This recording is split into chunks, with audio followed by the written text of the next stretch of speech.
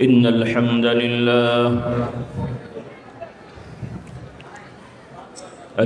لله نحمده ونستعينه ونستغفره ونؤمن به ونتوكل عليه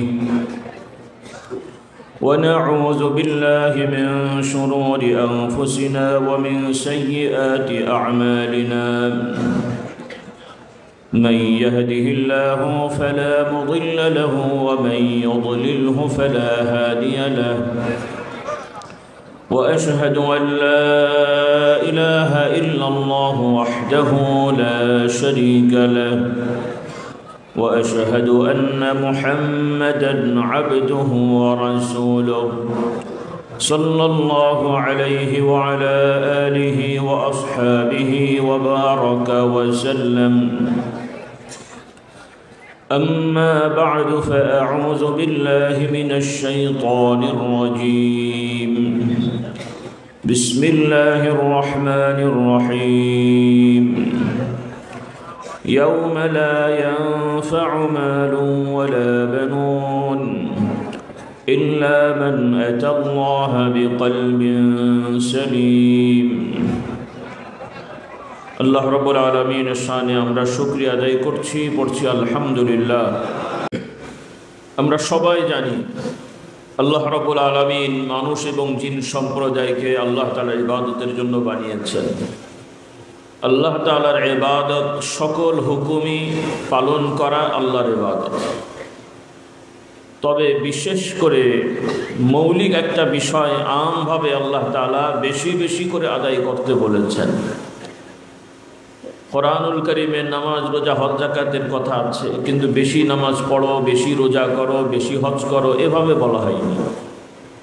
একটি সাধারণ আম ইবাদত বা ইবাদতের আম একটি মৌলিক বিষয় আল্লাহ তাআলা হুকুম দিয়েছেন, উযকুরুল্লাহ যিকরান কাসীরা, তোমরা বেশি বেশি করে আল্লাহকে স্মরণ করো এবং দিবারাত্রি আল্লাহ তাআলার পবিত্রতা বর্ণনা করো।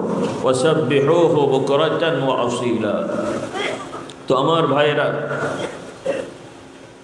অল্পতে বেশি সওয়াব অর্জনের বড় রাস্তা হলো যে যে অবস্থায় থাকি জবানটাকে আল্লাহ তাআলার স্মরণে সিক্ত রাখা, জিহনটাকে আল্লাহ তাআলার বিষয়ে ফিকির করাকে সিক্ত রাখা, অর্থাৎ আল্লাহ তাআলার নিয়ামত নিয়ে ফিকির করা, চিন্তা করা, আল্লাহ তাআলার সত্তা নিয়ে নয়, জাত নিয়ে না। কারণ আল্লাহ রাব্বুল আলামিনের সত্তা নিয়ে, জাত নিয়ে চিন্তা করে আমরা কখনোই কোনো বিষয়ে পৌঁছাতে পারবো না, বরং এটা ক্ষতিকারক, নিষেধ।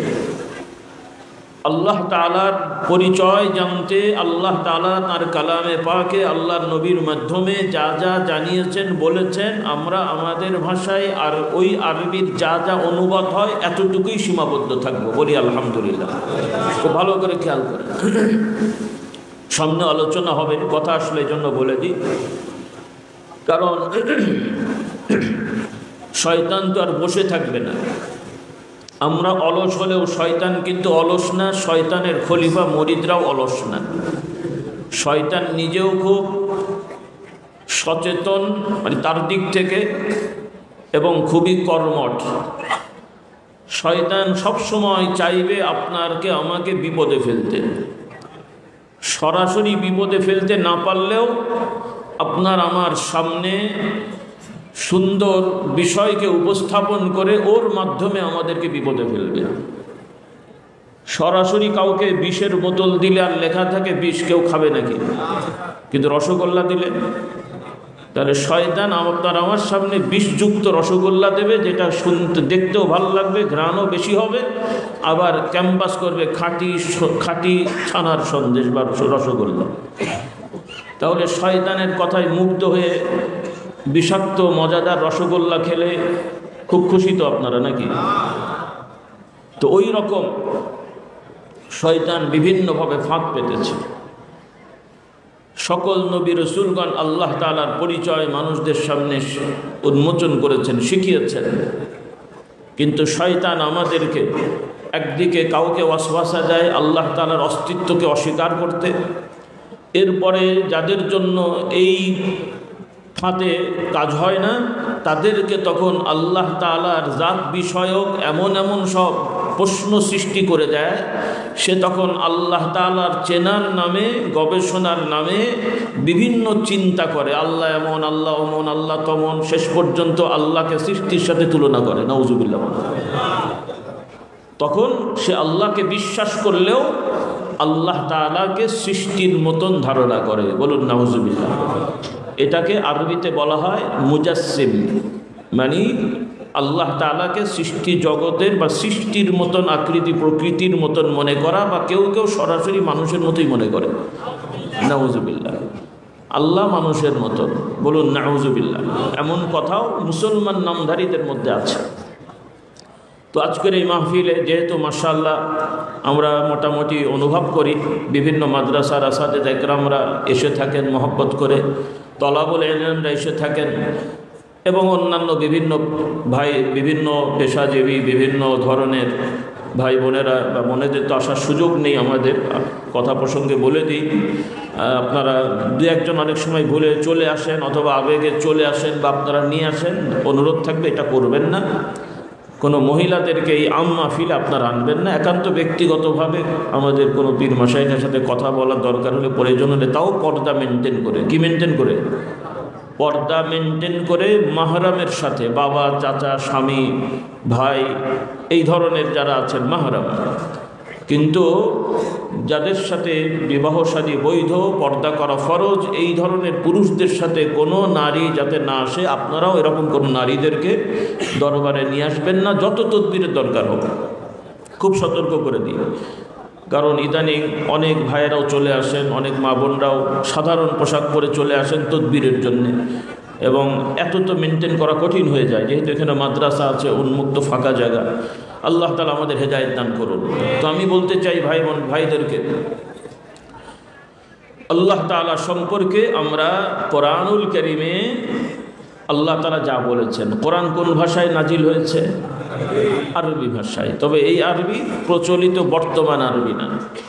১৫০০ বছর আগে রাসূলুল্লাহ সাল্লাল্লাহু আলাইহি ওয়াসাল্লামের সমাজের মানুষেরা যেই আরবি ভাষায় কথা বলতেন এবং ওই সময় যেই শব্দের যেই অর্থ তারা বুঝতেন, ওই অর্থে কোরআন বুঝতে হবে। কথাটা খেয়াল করেন কিন্তু, কারণ ভাষা পরিবর্তনশীল। বর্তমান আরবির অনেক ধারা আছে, যেমন বাংলার অনেক ধারা আছে। তো সেজন্যে অনেকে হয়তো মডার্ন আরবি শিখে বাংলা অনুবাদ পড়ে সেই অনুবাদে কোরআন বুঝতে গেলে আপনি বিভ্রান্ত হবেন। আল্লাহ তাআলা আমাদের বুঝদান করুন। আমি সংক্ষেপে বলে যাই, অর্থাৎ কোরআনে আল্লাহ তাআলা নিজের ব্যাপারে যেই যেই শব্দ আরবিতে ব্যবহার করেছেন, ভাষার দিক থেকে ওইটার অনুবাদ বাংলায় যা হয় আমাদেরকে বলতে হবে, কিন্তু ধরন, এটার প্রকৃত অর্থ কি আল্লাহ তাআলার উপরে ন্যস্ত করতে হবে। বলুন সুবহানাল্লাহ। কথা শেষ। আল্লাহ তাআলা নিজের ব্যাপারে পরিচয় দিয়েছেন। আল্লাহ তাআলা দেখেন, আল্লাহ তাআলা শোনেন, আল্লাহ তাআলা 2 হাতে আদমকে বানিয়েছেন, আছে না? কোরআনে আয়াতগুলো আছে। আল্লাহ তাআলা বলছেন আমি আদমকে নিজ 2 হাতে বানিয়েছি। এটা হলো অনুবাদ। ইবলিসকে আল্লাহ তাআলা বললেন আমি যাকে নিজ 2 হাতে বানিয়েছি তাকে সিজদা করতে তোমাকে কে বাধা দিল? আল্লাহ তাআলা বলছেন মা মানআকা আন তাসজুদা লিমা খালাকতু বিয়াদাই। এটা হলো কোরআনের আয়াত, আর যেটা আমি বললাম এটা হচ্ছে এই আয়াতের অনুবাদ। এখন কেউ অনুবাদ করবে কুদরতি 2 হাতে বানিয়েছেন, উনি চিন্তা করবেন যে হাত বললে মানুষ যদি আবার মানুষের মতন মনে করে, তা কুদরত বললেও তো মানুষেরও কুদরত আছে। আমাদের কুদরত আছে না, ক্ষমতা আছে না? আমারও ক্ষমতা আছে, আল্লাহরও ক্ষমতা আছে। নাউজুবিল্লাহ। আল্লাহর ক্ষমতা মানুষের মতন? আল্লাহর ক্ষমতা মানুষের ক্ষমতা এক? তাহলে আল্লাহর হাত মানুষের হাত এক না। কথা শেষ। আল্লাহ বলেছেন হাত আছে, আছে। কেমন হাত আল্লাহ পাক ভালো জানেন। আল্লাহ বলেছেন চেহারা আছে, আছে। কেমন চেহারা? আমাদের মতন না, সেটা তার মতন। কথা পরিষ্কার? কারণ বেশি বুঝতে গেলে উল্টো পাল্টা হয়ে যায়। প্রচলিত কথা আছে অতি চালাকে লেবু বেশি চিপলে কি হয়?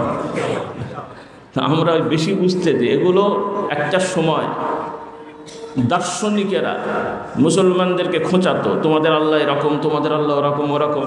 তো আলেম ওলামারা ওদের যুক্তি খণ্ডন করতে যে নিজেরা কিছু ভালো বলতে গেছেন, বলতে যে তখন ভারসাম্য নষ্ট হয়ে গেছে। আমরা আল্লাহ তাআলা সম্পর্কে আল্লাহ যা বলেছেন বলবো, মানলে মানলো, না মানলে ওটা নিয়ে থাকুক। আমাদের ওরকে খণ্ডন করার জন্য নিজেকে পণ্ডিতি করে কোনো যুক্তি পেশ করার দরকার নাই। মানলে মানলো, না মানলে ছিল। আমাকে তো আল্লাহ দায়িত্ব দিয়ে দেয়নি। আল্লাহ তাআলা কোন কোন নবীকে কোঠা দিয়ে দিয়েছিলেন, হে নবী আপনি 1 লক্ষ মানুষ হেদায়েত দিতে না পারলে নবুয়তি ক্যান্সেল। আছে কোন নবী? তাহলে আপনি হুজুরের এত টেনশন হয়ে গেল কেন? আপনি দাওয়াত দেবেন, উদউ ইলা সাবিলি রাব্বিকা বিল হিকমাতি ওয়াল মাউইযাতিল হাসানা। মানে কি? আল্লাহ তাআলা বলছেন, আল্লাহর নবীকে সম্বোধন করে বলে সবাইকে শিক্ষা দিয়েছেন। আল্লাহ তাআলা বলেন, উদউ ইলা সাবিলি রাব্বিকা বিল হিকমা। আল্লাহ তাআলা বলছেন, হে নবী আপনার রবের রাস্তায় আপনি মানুষদেরকে আহ্বান করেন প্রজ্ঞার সহিত। হিকমা মানে হলো প্রজ্ঞা। হিকমা মানে কি? প্রজ্ঞা। বাংলা এক ধরনের হিকমতকে আমরা অনেক সময় কৌশল মনে করি। কৌশল আর হিকমা এক জিনিস না। প্রজ্ঞা বিল হিকমা ওয়াল মাউইযাতিল হাসানা, উত্তম উপদেশের সহিত, উত্তমভাবে কথা বলে উপদেশ দিয়ে কল্যাণকামী হয়ে মানুষকে দাওয়াত দেবে। বলুন সুবহানাল্লাহ। এটা হলো আমাদের নীতি। আমরা আমাদের কাজ করলাম, যে মানবে আলহামদুলিল্লাহ, না মানবে তার বিষয় আল্লাহ তাআলা দেখবেন। তার বিষয় কে দেখবেন? এখন তাকে আকৃষ্ট করার জন্য আমি দাওয়াতি কাজ করতে যে একদল লোক তারা দাড়িকে পছন্দ করে না, সেজন্য আমি ইসলামের কথা বলতে যে তাদের কাছে যেন আকর্ষণীয় হই, সেজন্য ক্লিন শেভ হয়ে যাব নাকি? কি সুন্দর দাওয়াত। তাহলে আরেকজন বলবে তাহলে হাফ প্যান্ট পরে যাই, কি বলেন? একজন হুজুর যদি হাফ প্যান্ট পরে বলেন আসেন ভাই আল্লাহর রাস্তায়, কেমন হবে? হ্যাঁ, তাহলে হিকমত, এই হিকমত বাবা আল্লাহ শেখায়নি। আল্লাহর নবীর নির্ধারিত সুন্নতকে বিসর্জন দিয়ে তোমরা হিকমত অবলম্বন করলে, এই হিকমত আল্লাহ বলেছেন। মতভেদ আছে, কেউ বলবে দাড়ি নিয়ে মতভেদ আছে, একটু দেখা গেলেও হয়। তাহলে একটা পুরুষ মাত্রই চামড়ার নিচে দাড়ি গজা, এটা জানলেই হয়, কি বলেন? যুক্তিটাই মতভেদ আছে। সতর কতটুকু এটা নিয়েও মতভেদ আছে। কোনো কোনো ইমামের বা আলেমের মতে রান সতর না। তাহলে ক্লিন শেভ হয়ে হাফ প্যান্ট পরে দাওয়াতি কাজ করেন এখন, কি বলেন? কয়দিন পরে তো আমাদের সেই জিনিস দেখতে হবে মনে হয়। তাহলে আল্লাহর নবীর আদর্শের বাইরে বিশেষ করে, হ্যাঁ অনেক জিনিসে শরীয়তে ফরজ ওয়াজিব সুন্নত নফলের বিষয় ছাড় আছে, কিন্তু বিশেষ করে যারা আল্লাহর রাস্তায় দাওয়াত দেবেন তার মেহনত পরিশ্রম থাকবে যে আমার সব কিছুই চেষ্টা থাকবে আল্লাহর নবীর আদর্শ মোতাবেক হওয়া। ইনশাআল্লাহ বলেন। তাহলেই আশা করব আল্লাহ তাআলা কবুল করবেন ইনশাআল্লাহ। কিন্তু আমরা যদি কাফের মুশরিক ফাসিকদের চিন্তা করি যে ওদের কাছে আকর্ষণীয় করে আমাদেরটা তুলে ধরি, সেজন্য নবীর এই সুন্নতবাদ, ওই সুন্নতবাদ, সেই সুন্নতবাদ, তাহলে আর কি থাকবে বাবা? তো সবই তো গোলমাল হয়ে গেল। আল্লাহ তাআলা আমাদের হেদায়েত দান করুন। তো আমাদের কথা কাফের মুশরিকরা অনেক প্রশ্ন তুলবে, আপনি শুনলেন উল্টো পাল্টা প্রশ্ন করছে। তেমন পাগল কিনা বলে ছাগল কিনা খায়, তো ওই জন্য কি আপনিও ছাগলের জন্য ঘাস খাবেন নাকি? ছাগলকে ঘাস খাওয়াতে গেলে দেখছেন যে খেতে চায় না, বলে ছাগল দেখ আমি একটু খাই, তুই আমার সাথে খা, কি বলেন? তাই করবেন? পাগল উল্টো পাল্টা বকে, এই জন্য আপনিও পাগলের মতন বকবেন। তো পাগল প্রশ্ন করবে তোমার আল্লাহ কেমন, কোথায় থাকে, আর সে বললে এরকম হবে ওরকম হবে, তো আপনি তারটা খণ্ডন করতে যান কেন? আল্লাহ তাআলা যা বলেছেন তাই বলবো, রাজি? আলহামদুলিল্লাহ, ব্যাস কথা শেষ। আরও অনেক কথা, সবাই তো বুঝবে না, সময় নষ্ট হবে। আল্লাহু আকবার। আল্লাহ তাআলা আমাদের বোঝার তৌফিক দান করুন। তো ভাইরা, আল্লাহ তাআলাকে স্মরণে রাখা, আল্লাহ তাআলার নিয়ামতকে স্মরণ করা, আল্লাহ তাআলার শাস্তিকে স্মরণে রাখা, এই ফিকির সবসময় যারা করবে এটা তাদের জন্য ঈমানকে মজবুত করে দেবে। বলুন সুবহানাল্লাহ। একটা মানুষ সুস্থ থাকতে যেমন গরমের দিনে বারবার ডাব খায়, বারবার স্যালাইন খায়, এটা খায় সেটা খায়, খায় না? সচেতন মানুষ শীতকালে কফি খাবে, চা খাবে, এটা মানে সুস্থ থাকে, সচেতন থাকে, ঠান্ডা যেন আক্রান্ত না করে। তো ওই রকম একজন ইমানদার তার ইমানকে সতেজ রাখার জন্য নফল ইবাদত ফরজের সাথে বেশি বেশি করে করবে। বলুন সুবহানাল্লাহ। এই মেহনতের জন্যই পীর মাশায়েখের কাছে আসা। উদ্দেশ্যটা কি? এই যে আপনারা ওয়াজ মাহফিল আসেন, আমরাও আয়োজন করেছি। ইদানিং অনেক মাহফিল অনুষ্ঠান আমরা দেখি মসজিদের উন্নয়ন কল্পে, মাদ্রাসা উন্নয়ন করবে। তার মানেটা কি? এই ইমানদার মুমিনদের মকসুদ কি? মকসুদুল মুমিনিন হলো কি? মকসুদুল মুমিনিন এইটা বান্ডিল। কেন? অমুকের উন্নয়ন করবে। আরে ওয়াজ মাহফিল হবে ইমানদারের ইমানের উন্নয়ন করবে। আবার ইদানিং দলের উন্নয়ন কল্প হয়। বিশাল তফসিরুল কোরআন, একটা আয়াত পরে তেলাওয়াতও ভুল, অনুবাদেরও মাথামুন্ড নেই, তফসির যা বলে আমি বলি যে স্বয়ং জিবরাইলও জানে কিনা সন্দেহ আছে। এই রকম তফসির কিয়ামত পর্যন্ত করলেও হেদায়েত তো আল্লাহ দেবেন। একটা রাস্তার নিয়ম আছে তো বাবা। যেই রোগের লাগবে ক্যালসিয়াম, আপনি শুধু ভিটামিন সি খাওয়াচ্ছেন, তো খাওয়ান, তো ভিটামিন সিতে ক্যালসিয়ামের কাজ হয়। তাফসির করলে তাফসির করবেন, দলের সভা করলে নাম দেন, অমুক দলের সভা করেন না, আপনি 14 গোষ্ঠী বলেন না, কিন্তু মানুষকে ধোঁকা দেবেন কেন? নাম বলবে তাফসির, কোরআনের কথা হবে না। কোরআনের নাম ভাঙিয়ে নিজের দলের ক্যাম্পাস করবেন, আল্লাহ তাআলার গজব আসবে। সাবধান। অবশ্যই ভালো কাজ করবেন, কে মানা করছে? যেটা যা তাই করবেন, ধোঁকা দেবেন না। ইসলামে হিকমত আছে, ধোঁকা নাই। কৌশল করা যায়, মুমিন কৌশল অবলম্বন করতে পারে, কিন্তু ধোঁকাবাজ হতে পারে না। আমরা ধোঁকা দেব না। রাজি তো? ছোটবেলা থেকে শিখে নেন, বাচ্চাদের শেখান। যেহেতু কথাটা আসলো বলে দিই, মজবুত করেন। স্বপ্ন দেখছেন 5 তলা বিল্ডিং করবেন, বাঁশ দিয়ে হবে তো? বাঁশ দিয়ে 5 তলা হবে না? এই যে এখানে শামিয়ানা দেওয়া হয়েছে, এখন আপনারা যদি চিন্তা করেন এই শামিয়ানাতে তো বৃষ্টি হলে থাকবে না, কাজে এই ধরনের বাঁশের উপরে টিন দেবেন, সম্ভব? কারণ টিনের জন্য ছাইতে গেলে আরও কিছু সিস্টেম লাগবে। আচ্ছা, টিন ছাওয়া আছে বাঁশ দিয়ে, আবার আরেকজন যুক্তি দিলেন এই টিন খুলে এর উপরে ছাদ দিয়ে দিই, সম্ভব? তাহলে বাঁশের খুঁটির উপরে ছাদ দেওয়া যায় না, বহুতল বিল্ডিং করা যায় না। বহুতল বিল্ডিংয়ের স্বপ্ন দেখলে আপনাকে ফাইলিং করতে হবে, ফাউন্ডেশন দিতে হবে। তো আপনি আমি এই সমাজের স্বপ্ন দেখছি কাদেরকে দিয়ে? যেই দেশের প্রাইমারি স্কুল থেকে ইউনিভার্সিটি পর্যন্ত উল্লেখযোগ্য ছেলে নকল করে, মাস্টাররা ফাঁকি দেয়, তো সেই দেশে কি আশা করবেন? পিএইচডি ডিগ্রিও অনেকে রসিকতা করে বলে পায়ে হাত ধরা ডিগ্রি, কি বলে? রেজিস্ট্রেশন করে ওই যারা দায়িত্বে থাকে ওদের বাড়িতে বড় বড় মাছ পাঠায়, মুরগি পাঠায়, খাসি পাঠায়, আর উনিও আরও সেই বিভিন্ন দেশের অনেক থিসিস আছে যেগুলো হয়তো আলমারিতে পড়ে আছে, ওগুলো নিয়ে এসে ঘষে মেজে একটু সুন্দর করে উনি পিএইচডি হোল্ডার হয়ে গেলেন, ডক্টরের ডিগ্রি পেয়ে গেছেন। তো এগুলো ধোঁকা না? তো এই সমস্ত শিক্ষাবিদ, গবেষক, হ্যাঁ, বিশিষ্ট চিন্তাবিদ ওরফে উন্মাদ, এদেরকে দিয়ে সমাজের উন্নতি হবে তো নাকি? আল্লাহ তাআলা আমাদের হেদায়েত দান করুন। সেজন্যে আজকে থেকে আমার যত অভিভাবক আছেন, বাবারা, চাচারা, মামারা যাচ্ছেন, যাদের দায়িত্বে সন্তানেরা পড়াশোনা করছে, বাচ্চারা, আপনাদের নেক নিয়ত থাকবে আমাদের সকলের ছেলে মেয়েদেরকে ছোটবেলা থেকেই সত্যবাদী বানাবো, আদর্শবান বানাবো। বাচ্চাদেরকে উৎসাহিত করবেন যে বাবারা তোরা নকল করবি না, পড়াশোনা করে পরীক্ষা দিবি, যা রেজাল্ট হয় সেটাতেই আমরা সন্তুষ্ট। তাদেরকে ভয় দেখাবেন না, তোরা যদি ফার্স্ট ক্লাস না পাস পিটিয়ে সাইজ করে দেবো, এটা ঠিক হলো না। এই মানসিকতা ভুল। বাচ্চাদেরকে এই মানসিকতায় মানুষ করা যায় না। তাকে উৎসাহিত করবেন, বলবেন বাবা পড়, ক্লাস কর, ভালো করে পড়, যা রেজাল্ট হয় আমি খুশি। এভাবে বাচ্চাদেরকে উৎসাহিত করবেন, কারণ তা না হলে তারা অপরাধ প্রবণতা বেড়ে যাবে। কারণ ফাউন্ডেশন ঠিক না হলে, বাংলা একটা কথা আছে, আপনাদের গ্রাম বাংলায় বলে লতা চুরি, পাতা চুরি, তারপরে রাজার হাতি চুরি। এর তফসির বলেছিলাম না আগে, মনে আছে? মনে নেই, ভুলে গেছেন, বলেছি কয়েকবার। তার মানে রাজার প্রাসাদ আছে, আগেকার জমানার গল্প আর কি। তো প্রাসাদের চারিদিকে ফাঁকা থাকে, মানে গাছপালা থাকে, স্টেপ বাই স্টেপ নিরাপত্তার জন্য বা পরিবেশের জন্যে। তো প্রাসাদটা থাকে মাঝখানে, চারিদিকে বিশাল গাছপালা বাগান টাগান থাকে। আর গরিব মানুষেরা ওই বাগানে যে পাতা টাতা কুড়ায় ওগুলো নিয়ে এসে রান্না বাড়া করে।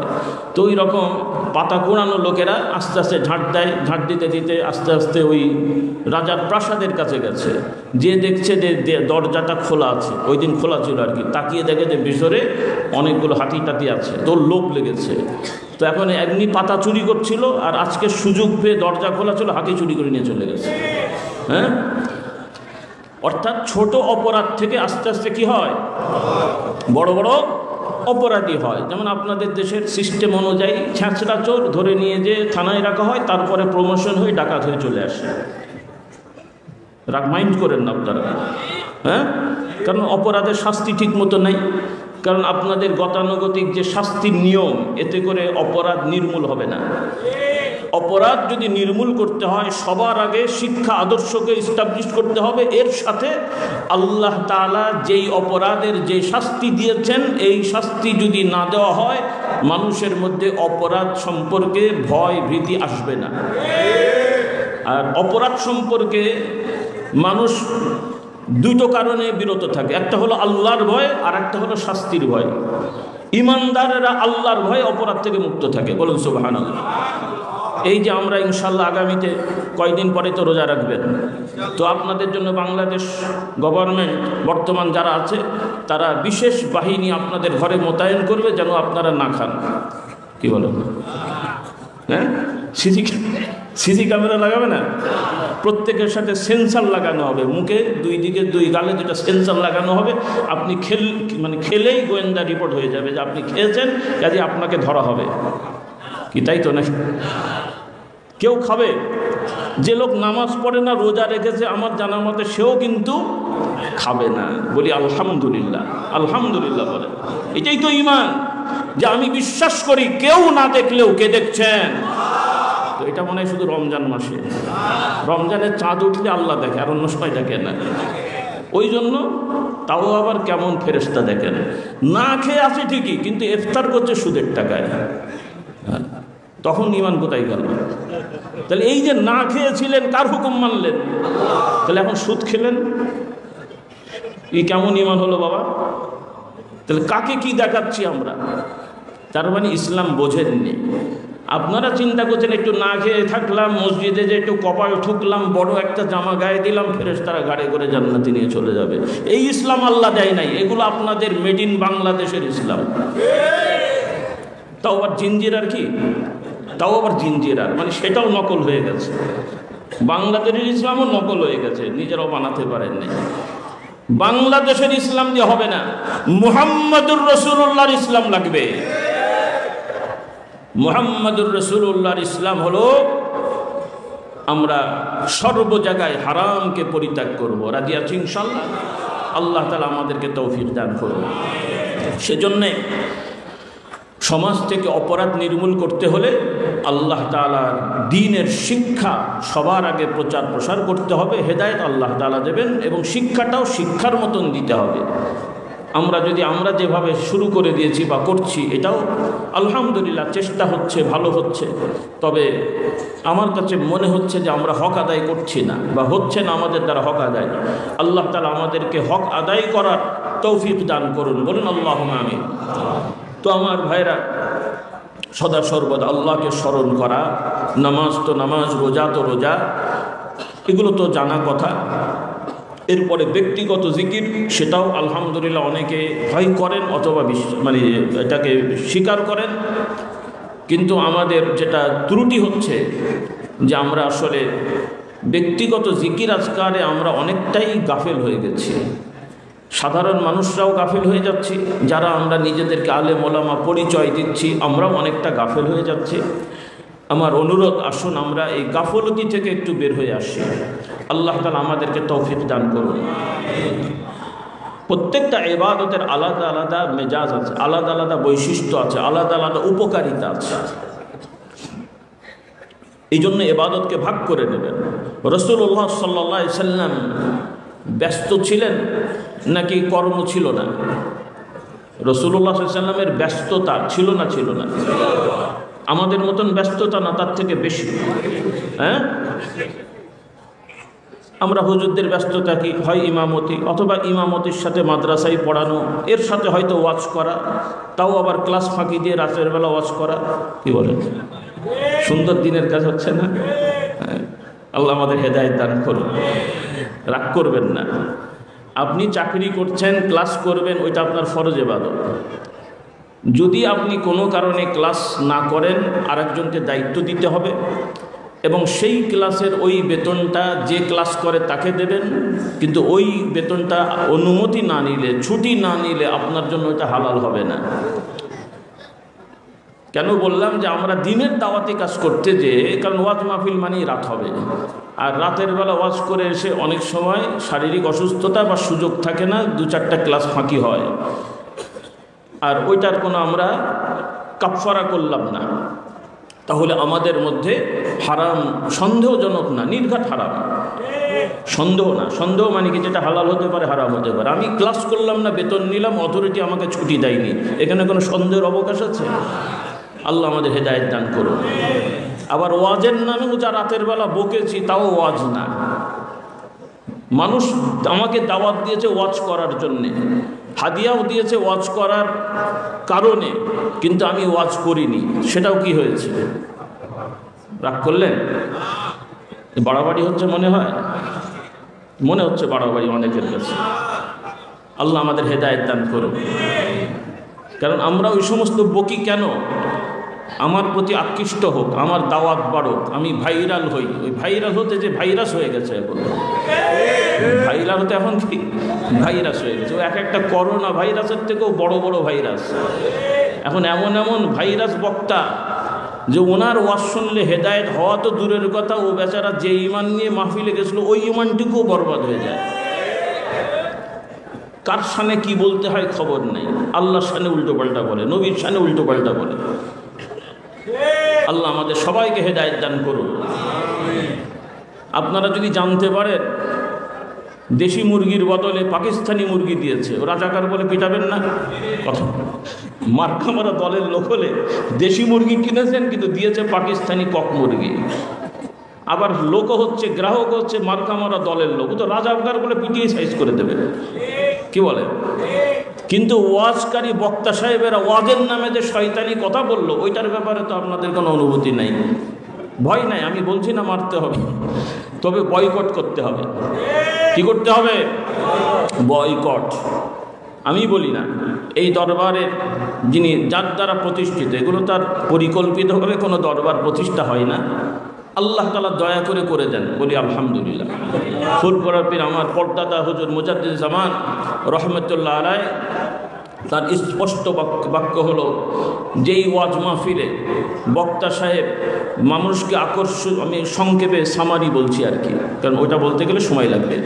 তো যারা বক্তা সাহেবেরা মানুষকে আকৃষ্ট করার জন্য ক্লাসি মানে রাগরাগিনী সুর ব্যবহার করে কথা বলে, কোরআন হাদিসের কথা বাদ দিয়ে অবান্তর মৌজু হাদিস বা ফালতু কথা বলে মানুষকে আকৃষ্ট করার চেষ্টা করে, তিনি তার ভক্ত মুরিদদেরকে সতর্ক করতেন যে আপনারা যে যদি তাদেরকে বলেন যে তোমরা কোরআন হাদিসের কথা বলবে, বা আপনারা আলেম ওলামা কোরআন হাদিসের কথা বললে আপনারা শুনবেন, আর যদি দেখেন তারা শুনছে না, তাহলে আপনারা ওই মাহফিলে বসবেন না, ওই মাহফিল থেকে বের হয়ে যাবেন। কারণ এই মাহফিলে বসলে, কোরআনের মাহফিলে বসলে ঈমান মজবুত হয়, চার্জ হয়। আর এই সমস্ত শয়তানি কথাবার্তা শুনলে অন্তরের ঈমানের মধ্যে মুনাফিকি ঢোকে। শয়তান কি বসে থাকবে? আপনি ওয়াজ মাহফিলে যাবেন, আল্লাহ ক্ষমা করে দেবে, জান্নাতে চলে যাবেন, আর শয়তান নীরব দর্শক হয়ে বসে থাকবে। শয়তান এত বোকা মনে করলেন? হ্যাঁ, ফাঁক পেতে দিয়েছে। বিশিষ্ট মুফাসসিরে কোরআন চিন্তাবিদ বসে পড়েছে, দুনিয়ার ফালতু কথা বলছে, আপনারা হাঁ করে সেই কথা গিলছেন। কেমন বক্তব্য বলে, অমন বক্তার কথা শুনে হাসতে হাসতে পেট ফেটে গেছে। ওয়াজ শুনে মানুষ হাসে না কাঁদে? আল্লাহর নবী সাহাবারা বলেন যে নবী আমাদেরকে ওয়াজ করলেন, আল্লাহর নবীর কথা শুনে আমাদের চোখে পানি চলে আসলো, আমরা কাঁদতে কাঁদতে পেরেশান হয়ে গেছি, নবী আমাদেরকে ওয়াজ করলেন। সুবহানাল্লাহ। নবী ওয়াজ করছেন, সাহাবারা কাঁদেন, আর আমরা ওয়াজের নামে ভেলকিবাজি ভণ্ডামি করছি। আল্লাহ তাআলা আমাদেরকে হেদায়েত দান করুন। তো যাই হোক, কথা বেড়ে যাচ্ছে আমার ভাই বোনেরা। যে কথা বলছিলাম, আমাদের পরিবর্তন হতে হবে, আমরা ধোঁকা দেবো না। রাজি আছি ইনশাআল্লাহ? ধোঁকাবাজ ইমানদারের দলভুক্ত হয় না। আল্লাহর নবী সতর্ক করে দেন, মান গাশশানা ফালাইসা মিন্না, যারা আমাদের মধ্যে ধোঁকাবাজি করে তারা আমাদের দলভুক্ত না। আমরা আমানতের খেয়ানত না করি। আমানত অর্থাৎ যার যার প্রাপ্য, যার যার পাওনা, এই ব্যাপারে যাতে আমরা অবহেলা না করি, কারণ এটা ইসলামের একটা মৌলিক বিষয়। রাসূলুল্লাহ সাল্লাল্লাহু আলাইহি ওয়াসাল্লাম মক্কা বিজয়ের দিনে, রাসূলুল্লাহ সাল্লাল্লাহু আলাইহি ওয়াসাল্লাম মক্কা বিজয়ের আগে একবার উমরা করেছিলেন। সেই সময় কাবা শরীফে ঢুকতে চেয়েছিলেন, কিন্তু কাবা শরীফের দরজার চাবি যার কাছে ছিল তার নাম ছিল উসমান ইবনে আফফান। ইনি আরেকজন উসমান তার নাম ছিল। তিনি চাবিটা দিতে চাচ্ছিলেন না, আল্লাহর নবীকে ভৎসনা করলেন, একটু ফালতু কথা বলেছেন। রাসূলুল্লাহ সাল্লাল্লাহু আলাইহি ওয়াসাল্লাম মনটা খারাপ করলেন। তবে রাসূলুল্লাহ বললেন, উসমান তুমি আজকে আমাকে কাবাতে ঢুকতে দিচ্ছ না, তবে এমন একটা সময় হবে তোমার ওই কাবার চাবি আল্লাহ তাআলা আমার হাতে দিয়ে দেবেন। তারপরে তিনি দিয়েছিলেন, কিন্তু ওই যে রাসূলুল্লাহ বলে গেছেন, উসমান আল্লাহর নবী সাল্লাল্লাহু আলাইহি ওয়াসাল্লাম মক্কা থেকে চলে যাওয়ার পরে তিনি বললেন যে রাসূলুল্লাহ সাল্লাল্লাহু আলাইহি ওয়াসাল্লাম যখন বলে গেছেন, তারপর থেকেই আমার মধ্যে চিন্তা হলো যে ইনি যা বলেছেন এটা তো হবেই। সুবহানাল্লাহ। তখন থেকে আমি মুমিন হওয়ার, মুসলিম হওয়ার চিন্তা করছি, কিন্তু পরিবেশের কারণে হতে পারছিলাম না। এরপরে যখন মক্কা বিজয় হলো, তিনি রাসূলুল্লাহ সাল্লাল্লাহু আলাইহি ওয়াসাল্লামের কাছে তওবা করে মুসলমান হয়েছেন। সুবহানাল্লাহ। তো রাসূলুল্লাহ সাল্লাল্লাহু আলাইহি ওয়াসাল্লাম মক্কা বিজয়ের দিনে, সংক্ষেপ করে বলছি ঘটনা, আপনারা জানেন, মূর্তি ভাঙলেন, মূর্তিগুলো কাবা শরীফ চত্বর থেকে পরিষ্কার করার ব্যবস্থা করলেন, এবং তার আগে উসমানকে ডেকে বললেন, উসমান চাবিটা আমাকে দিয়ে দাও।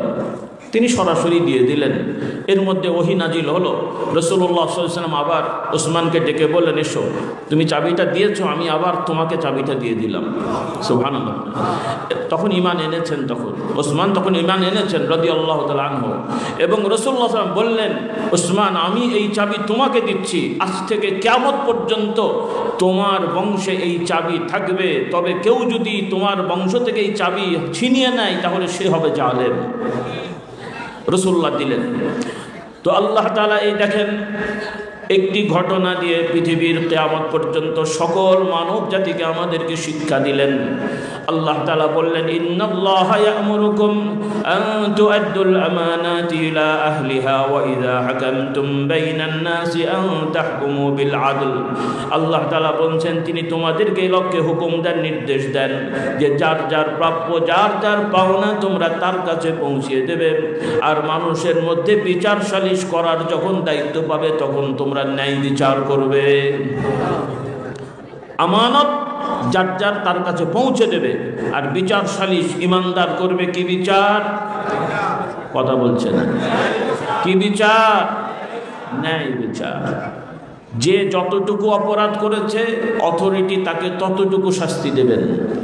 যে যে অপরাধ করেনি তার ব্যাপারে ওই অপরাধ সাজিয়ে মামলা করা কবিরা গুনাহ, হারাম, অধিকার নষ্ট করা। খুব ভালো করে খেয়াল করেন, শুধু বিচারক বলে কথা না, কারণ বর্তমান সিস্টেমে অনেক প্রসেস আছে, অনেক দায়িত্বশীল থাকেন সমাজে, বিভিন্ন সোর্স, গোয়েন্দা বিভাগ, তারাও অনেক সময় রিপোর্ট দেন। তারা যদি বুঝে শুনে জেনে শুনে যে যেই অপরাধ করেনি তাকে সেই অপরাধের দোষী করে রিপোর্ট দেন, এটাও কিন্তু আমানতের খেয়ানত, এবং এটাও কিন্তু ন্যায় বিচার বহির্ভূত। যেই হোক না কেন, সে অমুসলিম হোক, মুসলিম হোক, যেই হোক, কোনো মানুষের ব্যাপারে যে যা করেনি, যে যা বলেনি, তার নামে ওই ধরনের কিছু রটানো, বলা, রিপোর্ট করা যাবে। এই করাটা বড় গুনার কাজ। কি কাজ? কিন্তু বর্তমান আমাদের সমাজে যার সাথে ঝগড়া হয়, যার সাথে দ্বন্দ্ব হয়, ব্যক্তিগতভাবে, পারিবারিকভাবে, সামাজিকভাবে, আইনত, সব দিক থেকে আমরা মানুষকে অবিচার করি। আছে না নাই? এই জন্য আমার ভাই বোনের ভাইরা, আসুন পারিবারিক অবিচার, সামাজিক অবিচার, রাষ্ট্রীয় অবিচার, এগুলো থেকে আমরা মুক্ত হই। আপনি নফল নামাজ কম পড়েছেন, আপনি আসামি না। নফল রোজা রাখেননি, আপনি আসামি না। নফল জিকির আজকার করেননি, আপনি আসামি না, অপরাধী না। আসামি তো আর অপরাধী না, যদিও ভাষার অনেক ব্যাপার স্যাপার আছে। অভিযুক্ত আসামি অপরাধী না। একটা ভালো মানুষ আসামি হতে পারে, অভিযুক্ত হতে পারে, কিন্তু যতক্ষণ না পর্যন্ত অপরাধ প্রমাণ না হচ্ছে ততক্ষণ কাউকে অপরাধী বলা যাবে না, অপরাধী করা যাবে না, এবং ওই লোককে কোনো ধরনের নির্যাতন করা যাবে না। এটা ইসলামের মূলনীতি। আমার ভাইদেরকে মনে রাখতে হবে। আমরা অনেক সময় অপরাধ দমন করতে যে অপরাধ করি, অপরাধ দমন করতে যে যেই লোক যেই অপরাধ করেনি তার নামে সেই অপরাধ সাজানো হলো। আরেকটা হলো অভিযুক্ত হয়েছে, আচ্ছা অভিযোগ হয়েছে, বড় জোর আপনি তাকে ধরতে পারেন, তার ব্যাপারে খোঁজ খবর নিতে পারেন, ইনভেস্টিগেশন করতে পারেন, তার ব্যাপারে সংবাদ তথ্য নিতে পারেন, কিন্তু তাকে ধরে মারপিট করে পিটিয়ে ঠিটিয়ে এগুলো করা, এগুলো সম্পূর্ণ হারাম কাজ, এগুলো অবিচার করা হচ্ছে। বড় অপরাধ করেছে, মৃত্যুদণ্ড দেন, কিন্তু কারোর প্রতি নির্যাতন করার অধিকার আল্লাহ তাআলা দেননি। কিন্তু বর্তমান আন্তর্জাতিকভাবে আইন আদালতের নামে বিভিন্ন দেশে যারাও মানবাধিকারের কথা বলে, এই শয়তানগুলো মানবাধিকারের কথা বলেও তাদের পার্লামেন্টে ধর্ষণকেও অস্ত্র স্বীকৃতি দেয়। বলুন নাউজুবিল্লাহ। আবার বাংলাদেশেও আমি তথ্য পেলাম, শুনলাম, সত্য মিথ্যা জানি না, যে এটাও নাকি বিভিন্ন বিভাগে অলিখিত বৈধ। যদি তাই হয় মনে রাখতে হবে এর থেকে যদি এই বিভাগগুলো মুক্ত না হয় তাহলে কিন্তু এই দেশের জনগণ জেনে যাবে, বুঝে যাবে এবং যা করার তাই করবে। কারণ প্রত্যেকটা মানুষের ব্যক্তিগত নিরাপত্তা, ব্যক্তিগতভাবে বেঁচে থাকার অধিকার আছে। কাজে আমার ব্যক্তিগত নিরাপত্তা যদি কেউ নষ্ট করে তাহলে সেই ব্যক্তিও নিরাপদ থাকার কোনো অধিকার রাখে না। কথাগুলো মনে রাখবেন ইনশাআল্লাহ। বিভিন্ন বিভাগ আছেন, আপনারাও কথাগুলো জানবেন। আমি জানি যে অনেক ভাইয়েরা মুসলমানের সন্তান, কিন্তু ইসলাম আপনারা জানেন না। আপনারা গতানুগতিক স্কুল কলেজে পড়েছেন, গতানুগতিক আইন আপনারা পড়ে মনে করেন যে এগুলো আইনত বৈধ না। আল্লাহ তাআলা যে আইনে যেটা দেননি, পৃথিবীর কোনো আইন দিয়ে কোনো জুলুমকে বৈধতা দিতে পারে না, এবং কোনো আইন কোনো জুলুমকে বৈধতা দিলেও আমরা সেই আইন মানি না। জুলুম কখনো বৈধ হতে পারে না, অবিচার কখনো বিচার হতে পারে না। বিচার হবে, যে যতটুকু অপরাধ করবে সাক্ষী প্রমাণ সহ তাকে ততটুকু শাস্তি দিতে হবে, এবং সেই শাস্তিতে কোনো রকমের গড়িবিসি করা যাবে না। আমার চাচা, মামা, খালু, শালা দলের লোক না, তাহলে আপনি মোমেন না। আপনার নিজের ভাইও যদি অপরাধ করে শাস্তি দিতে আপনি কুণ্ঠবোধ করতে পারেন না। আল্লাহর নবী বলেন, নবীর দরবারে বিচার এসেছে, এক মহিলা চুরি করেছে। রাসূলুল্লাহ সাল্লাল্লাহু আলাইহি ওয়াসাল্লাম শাস্তি ঘোষণা করলেন। কোরআনের আইন, আল্লাহর আইন অনুযায়ী চোরের শাস্তি কি? হাত কাটা। ভয় লাগছে? আগে ছিল, বর্তমান দরকার নেই। তাহলে চোরও বাড়তে থাকবে। আল্লাহর আইন মানবেন না, চোর দমাতে পারবেন না। তো আল্লাহর আইনে রাসূলুল্লাহ সাল্লাল্লাহু আলাইহি ওয়াসাল্লাম রায় দিলেন, চোরের শাস্তি হবে হাত কাটা। কেউ রাসূলুল্লাহ সাল্লাল্লাহু আলাইহি ওয়াসাল্লামের কাছে সুপারিশ করতে গেলেন যে মহিলাটা সম্ভ্রান্ত পরিবারের হাতটা কেটে দিলে মান সম্মানের ব্যাপার, শাস্তি হোক কম হোক লঘু হোক। রাসূলুল্লাহ সাল্লাল্লাহু আলাইহি ওয়াসাল্লাম সাবধান করে দিলেন, দেখো এই লোক অপরাধী, সাক্ষী প্রমাণ সহ প্রমাণিত, এর উপরে আল্লাহর আইন বাস্তবায়ন করতে আমি দ্বিধা করতে পারি না। আর যদি আল্লাহ না করুন, এটা তো কখনো হবেই না, কিন্তু রাসূলুল্লাহ উদাহরণ দিলেন, আমার মেয়ে ফাতেমাও যদি এই ধরনের অপরাধ করত তাহলে আমার মেয়ের উপরেও আল্লাহর আইন বাস্তবায়ন করতে আমি দ্বিধা করতাম না। আল্লাহু আকবার। এটা হলো ইসলাম।